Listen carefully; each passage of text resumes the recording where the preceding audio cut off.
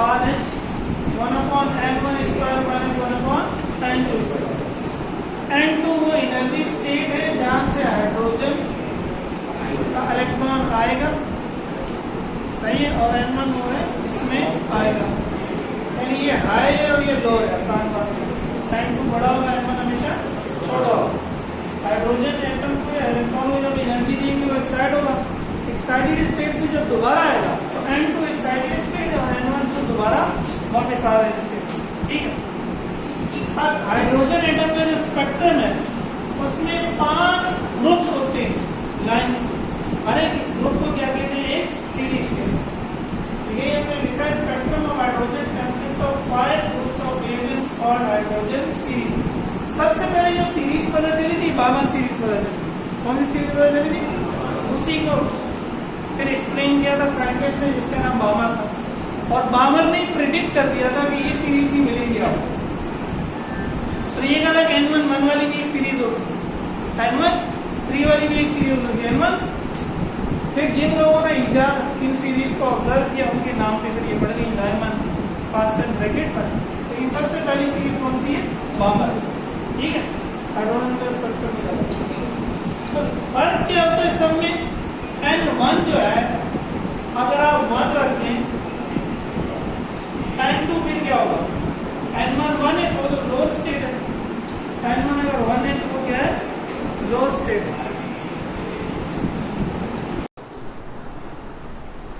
अब n2 क्या होगा? जितनी भी हायर स्टेट है 2 3 4 5 से लेकर इंफिनिटी तक, सही है। बामर में क्या होगा? n1 2 होगा। अब n1 जब 2 होगा तो फिर n2 इससे ज़्यादा होगा, 3 4 5 6, यानी यहाँ पहले ऑर्बिट का जिक्र नहीं है, वो आ रहा 2 में।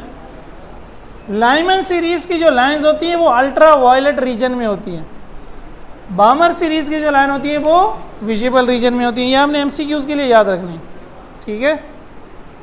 पास्टन सीरीज में n1 3 हो जाएगा तो n2 क्या होगा? 4 5 से लेकर इंफिनिटी तक, और ये होती है infra red region. Brackett series में n1 4 हो जाता है, n2 5 6, फंड में n1 5 और n2 6 7, ठीक है।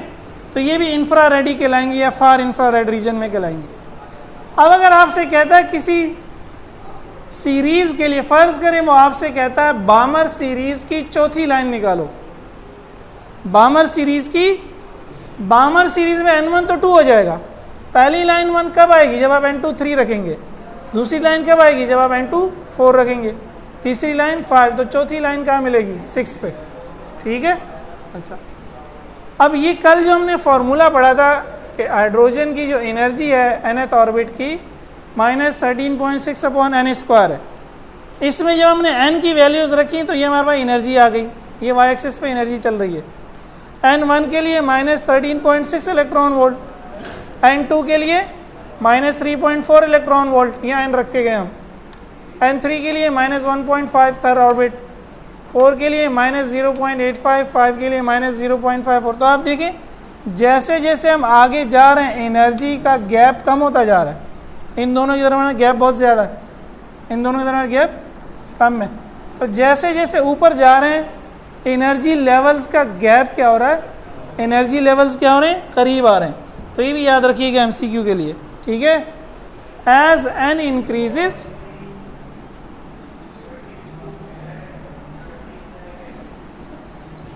Energy levels get closer, energy level करीब हो जाते हैं। क्यों करीब हो जाते हैं? उनका गैप कम हो जाता है, उनके दरमियान जो एनर्जी का डिफरेंस है वो कम हो जाता है, ठीक है। और भाई सुन रहे हो? अब अगर अक्सर वो एक सवाल पूछता है किसी एक सीरीज की सबसे छोटी वेवलेंथ और सबसे बड़ी wavelength, shortest wavelength and longest wavelength, तो हम बामर को ही लेते हैं। बामर ही सबसे पहले बामर साहब की सीरीज आई थी। बामर का मतलब आएंगे 2 में, कहाँ से आएंगे? 3 से, 4 से, 5 से, 6 से, 7 से और इन्फिनिटी से। ये आपकी कौन सी सीरीज बन गई? बामर सीरीज। 1 इसमें नहीं है, 1 इसमें नहीं है, बामर सीरीज बन गई, ठीक है। सारी सीरीज इस तरह बन सकती हैं। अब देखिए एनर्जी और वेवलेंथ एक दूसरे के इन्वर्सली प्रोपोर्शनल है। एनर्जी और वेवलेंथ एक दूसरे के इन्वर्सली, जब तीसरे ऑर्बिट से आएगा वो दूसरे ऑर्बिट में, तो इन दोनों के दरमियान एनर्जी का गैप कितना है?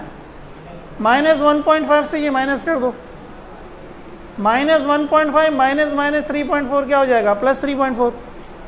तो 3.4 माइनस 1.5 क्या होगा? क्या होगा यार? 1.9। तो इन दोनों के दरमियान जो एनर्जी का गैप है वो 1.9 इलेक्ट्रॉन वोल्ट है।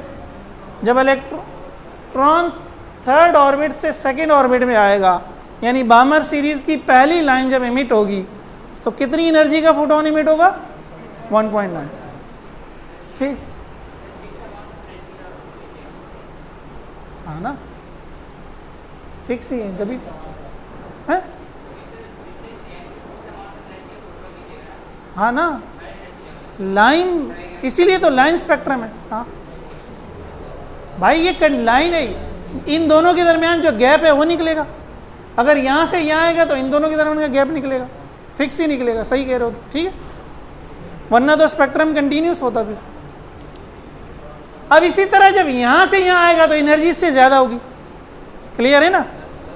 सबसे ज़्यादा कब होगी? जब वो इन्फिनिटी से यहाँ आएगा, और जब इन्फिनिटी से यहाँ आएगा तो क्या होगा? 0 माइनस 3.4। तो 0 माइनस 3.4 क्या हो जाएगा इसके लिए? 3. तो सबसे ज़्यादा एनर्जी मिलेगी जब वो इन्फिनिटी से आएगा, और सबसे कम एनर्जी मिलेगी जब वो थर्ड ऑर्बिट से आएगा। जहाँ एनर्जी सबसे कम होगी वहाँ वेवलेंथ सबसे ज़्यादा होगी। तो यहाँ सबसे ज़्यादा वेवलेंथ का फोटोन की एमिट होगा और यहाँ सबसे कम वेवलेंथ का। तो यहाँ हमें मिलेगी लॉन्गेस्ट वेवलेंथ और यहाँ हमें मिलेगी शॉर्टेस्ट। समझ गए? तमाम सीरीज में यही होगा। तो ये शॉर्टेस्ट वाला काम तो आसान है। हर सीरीज में सबसे ज़्यादा एनर्जी जब एमिट होगी जब वो इन्फिनिटी से आएगा। अगर मैं ले लूँ पास्टन सीरीज, तो पास्टन सीरीज में क्या होगा? वो 3 में आएगा।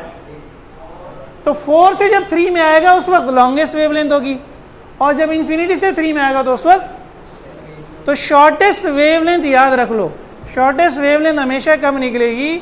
जब इलेक्ट्रॉन इन्फिनिटी से आएगा। जब इलेक्ट्रॉन, तो लॉन्गेस्ट कब निकलेगी?